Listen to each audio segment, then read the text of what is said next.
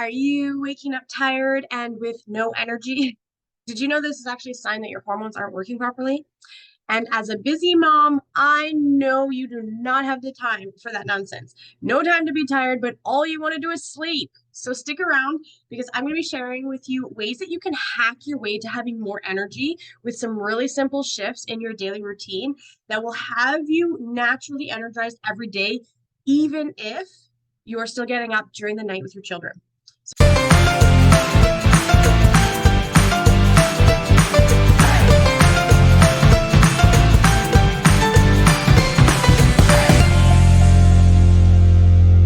Welcome. My name is Jenn J. I am a holistic nutritionist and I empower overwhelmed and exhausted mothers living with hormonal symptoms like low energy, weight gain, and PMS to help recharge their batteries and actually feel good again in their bodies. Now, today we're going to be talking about some powerful hormone balancing tips to actually wake up energized every single day.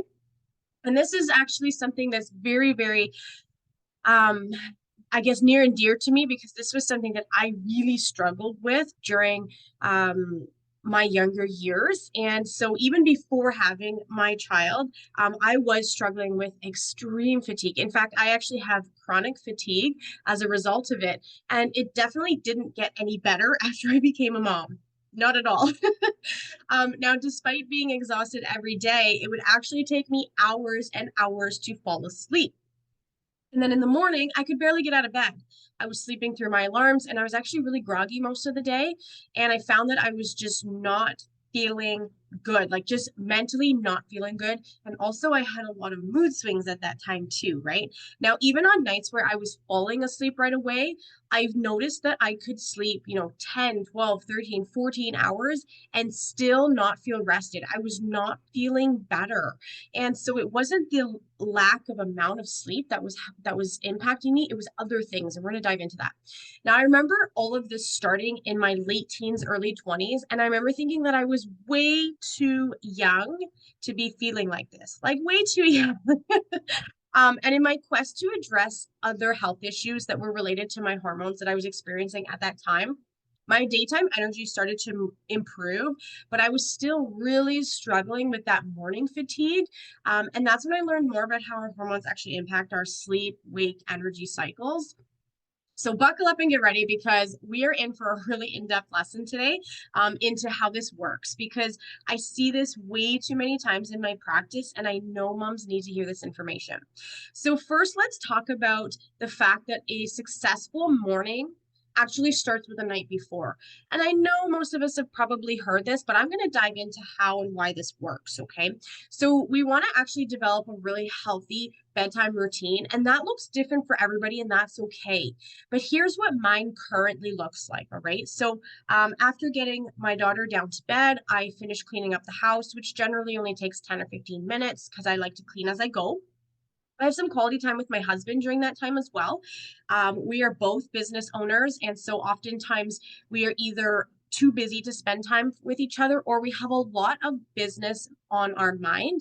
And so we like to sit down and sort of discuss our days, talk about our businesses, the struggles, the wins, the challenges that we're having, and sort of find out how we can help support each other so that it's a more smooth process for both of us, and so that the stress of our businesses aren't impacting our family, our relationship, or our daughter. Okay.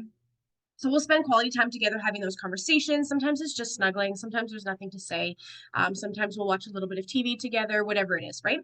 Then I start making my list of to do. So things that I need to get done tomorrow, later this week, next week. If I don't really have anything that I haven't already written down, then I'll review that list. I'll do some journaling. Maybe I'll do some planning for what my schedules might look like in the coming days or weeks. And then I make sure to turn the lights down low. So we do have bright lights in the house during the daytime, and in the evening, I start turning them down. We have dimmers on all of our light switches in the house in order to help lower them in the evening. And then I am off my electronics by 9 p.m. every night. And this is a really hard routine for me to stick to.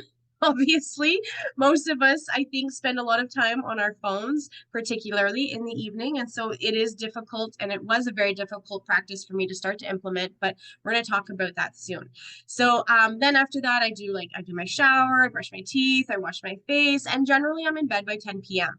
And when I do that consistently, I actually fall asleep pretty quickly and I have good quality sleep, even though my daughter still wakes me up during the night. So my daughter is 6.5, almost 7 years old.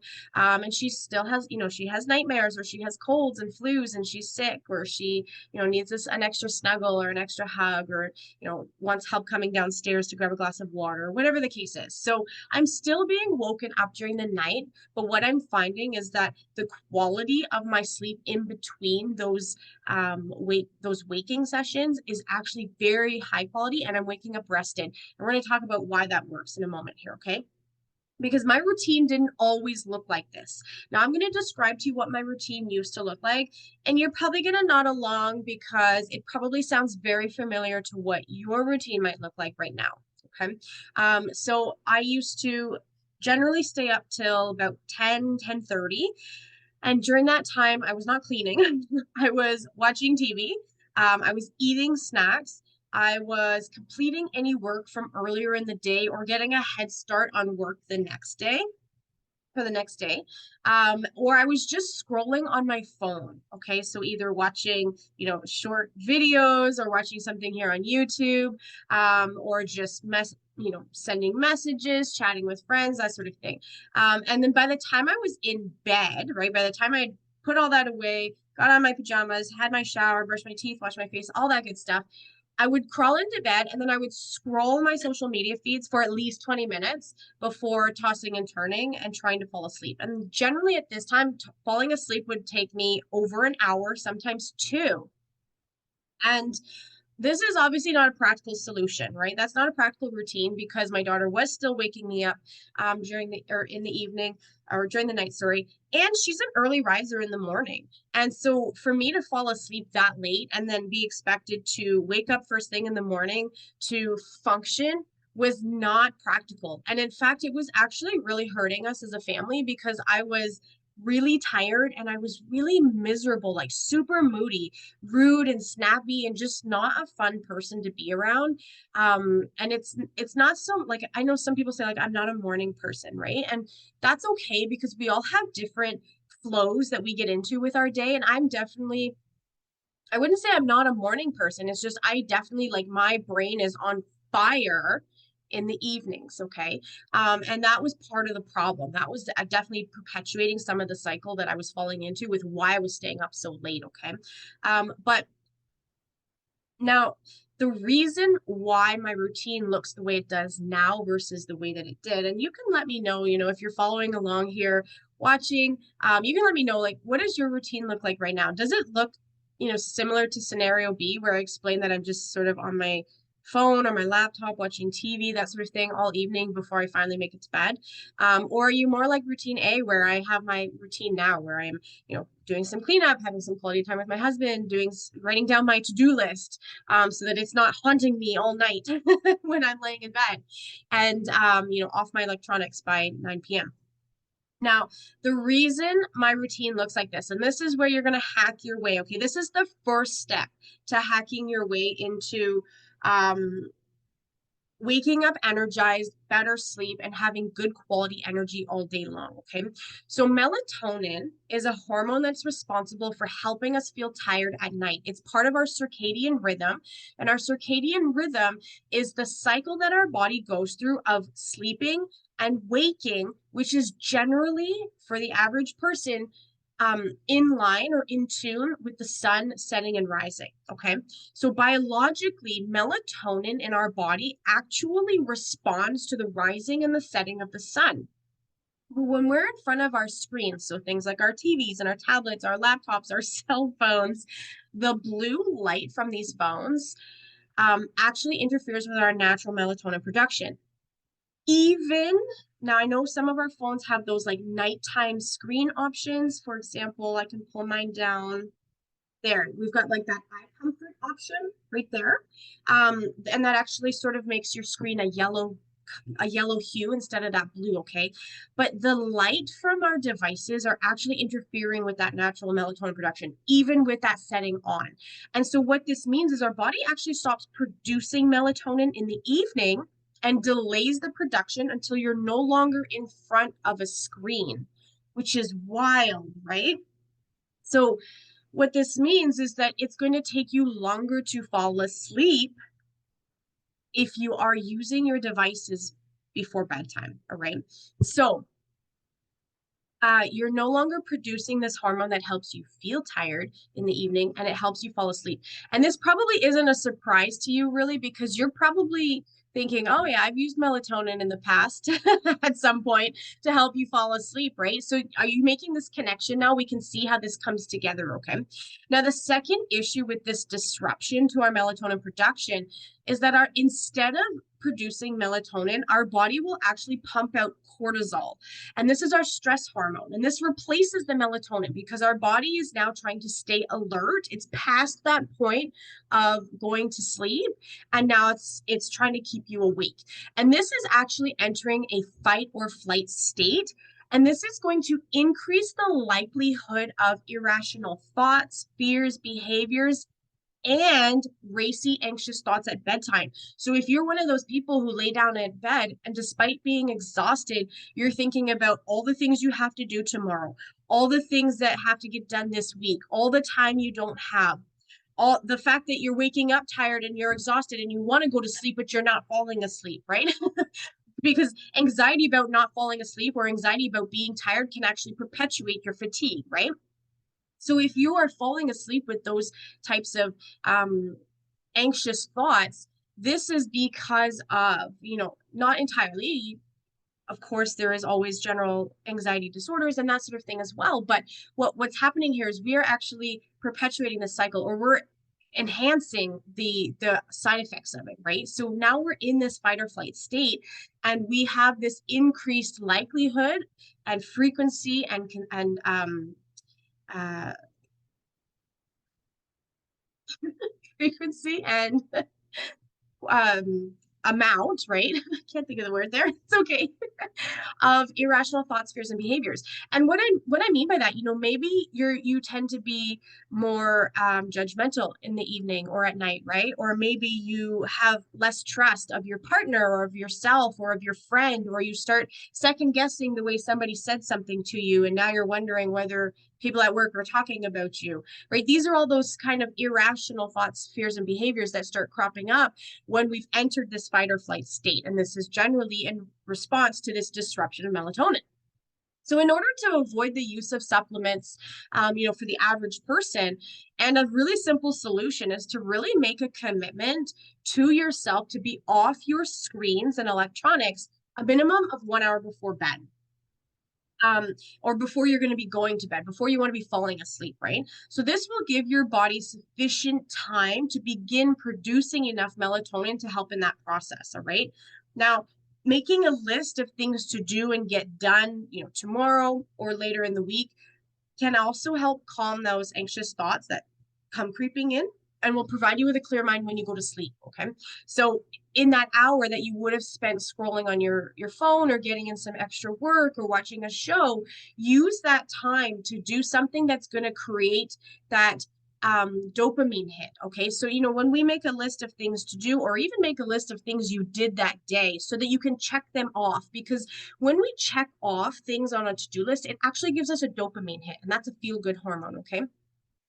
And I'm going to explain to you in a little bit why dopamine is important as well. But so this is going to help you feel good. It's also going to help clear out your mind so that your mind goes to sleep without all these things trying to be categorized and compartmentalized, all right? Now, there are a lot more simple actions that you can actually take on a daily basis to improve the quality of your sleep, and I highly recommend that you try them. I'm going to share an article in the description of this video. And you'll be able to read the article from my website where I actually share 15 other tips on how to improve the quality of your sleep, like 15 tips to better sleep. So be sure to check it out. Feel free to print it out as well. This way you have an active list that's in your face every day to remind you of those options, and it's not on your screen, right? So this way you have it available to you when you're not supposed to be on your screen, okay? Now, the second piece of this puzzle, that we want, and ideally what we really need to address, is your mornings. So we've talked about how an evening is going to set us up for a better morning, right? Like we're going to fall asleep earlier, we're going to have better rested sleep. But if we're still waking up tired in the morning, we're still missing something crucial to activating these hormones, all right? So having a good night's sleep is key to waking up feeling rested and energized, but it's not the only factor that's going to help you take this to another level. So I want to challenge you and I want to ask you, and you can let me know in the comments, what's the first thing you do in the morning after you turn off your alarm? Do you check all of your messages, your emails, your notifications, and your social media feeds? Because I know most of us do. In fact, most of us, I think there were some studies done recently. I'd have to double check to confirm, but I remember reading about how the majority of people will actually go on their phones and check all of those notifications before even saying good morning to their partner who's laying in bed with them. So if you're one of these people, it's okay. I totally was too, but this is part of your problem, all right? So just as our body responds to the setting sun every night by producing melatonin to help us fall asleep, our body actually has a similar but opposite response in the morning. So morning sun exposure to our eyeballs, okay, helps produce two important hormones. One is cortisol, which will be responsible for waking you up and giving you that peppy step in the morning, all right? If you are not having a healthy cortisol response, you are going to feel very sluggish in the mornings. And then two is serotonin, which is actually your daytime happy hormone and will help you with your sleep the next night. This is because our brain requires two hormones to make melatonin at night. It requires serotonin and it requires dopamine. So remember, coming back to making this list at bedtime, making this list at bedtime is going to give you a dopamine hit, which is going to improve the melatonin production in the evening so that you fall asleep better. Now, we need serotonin during the daytime in order to make this melatonin at night. Now, without enough serotonin, you'll actually struggle to make enough melatonin required the next day. So the simple solution is to create a morning routine where the first light on your eyes is the sun. And ideally what you're doing is you're going for a 15-20 minute walk early in the morning, as early as you can when the sun is up, in order to help regulate those hormone productions. So when you get outside in the morning, you're going to have, like with that sun, you're going to have exposure to that full spectrum sunlight in your eyeballs. And this is where our circadian rhythm actually begins, is our eyeballs detecting the UV rays of the sun, okay? So when your eyeballs are out in the sun, is that you are going to now improve your cortisol production in the morning. So that's going to wake you up. You're going to boost two other hormones, which is your serotonin, your happy hormone, your dopamine, which is that feel-good hormone, like that satisfaction hormone. And those two together, when they're high during the day, is going to improve your nighttime. So they work hand in hand. You won't have success if you're doing one without the other. However, start with one of them to make it simple for you. If you can't create both a healthy nighttime and a daytime routine, I want you to start with a healthy nighttime routine. Okay. And then when you can and how you can, start with your morning routine. Now, this isn't always easy, right? Because we might have scheduling issues. We might have time commitments. We might have work commitments. We might have family commitments. I get it, right? My husband most days is out the door between 6:30 and 7 in the morning. And that means I have to be out for my walk before that in order to be home to take care of my daughter so she's not home alone. So maybe what it might mean for you right now is that in the morning when your alarm goes off, you shut it off. And maybe it's on your phone. That's okay. Shut it off. Put your phone back down, okay? Go and open all the curtains in your house, all right? Only check your phone and your messages and all of that an hour after being up. That's going to improve that cortisol production. It's going to improve that serotonin production because your light or your eyes are exposed to the sunlight instead of these blue lights. All right. Now, maybe it means that maybe you can only go, maybe you can't go for a walk at 6 in the morning or 7 in the morning, right? Maybe you are a single parent. Maybe maybe your husband or your spouse works out of town, and so you are home alone with the kids. Whatever the case is, right? Maybe you have to be at work for 5 or 6 in the morning. That's okay too, right? So maybe it only means that you're going for a walk around 9 or 10 in the morning, but make sure that you do that, right? So get outside for 10, 15, 20 minutes in the morning every day, because that is going to help boost those hormones. That's going to help with your nighttime, okay? So maybe it takes some time to develop this consistent routine that works for you and your family, but that's okay. The point is now that you know what's causing this morning fatigue and sluggishness and these late night sleep issues, you can work to create routines that work for you. And now that you understand how that works, how those hormones work and how important they are, you're going to be more motivated to make that happen for yourself because now you understand it. So I want you to go get to it. Get this going, right? Create your nighttime and your daytime routines that are free from screen lights in the evening and the morning. Helps your body work with its natural systems and circadian rhythms rather than against, to have you feeling energized, happy, and amazing every day. Maybe this means working with your spouse to find out how this works, right? My husband knows that I go for my morning walks so that I can have that energy, so that I can have those hormones that I need, because I do work indoors all day, right? So maybe it requires a little bit of teamwork. Maybe it requires getting your kids to help out, figuring out how they can be a part of that. Maybe they're going for walks with you before breakfast. Maybe you're all getting up for an early breakfast and then going for a walk together. Whatever the case is, but working together as a team to make it happen for you is important. So if you found this helpful, I want you to hit that subscribe button so that you can get more content like this. I share weekly how busy moms can have more energy, lose weight, feel better in their bodies, make meal prepping easy and convenient, help their kids eat healthier. All of that good stuff is shared here in my channel on a weekly basis. Make sure you hit that subscribe button. And I want to say thank you so much for watching, and keep living healthy one bite at a time. Goodbye.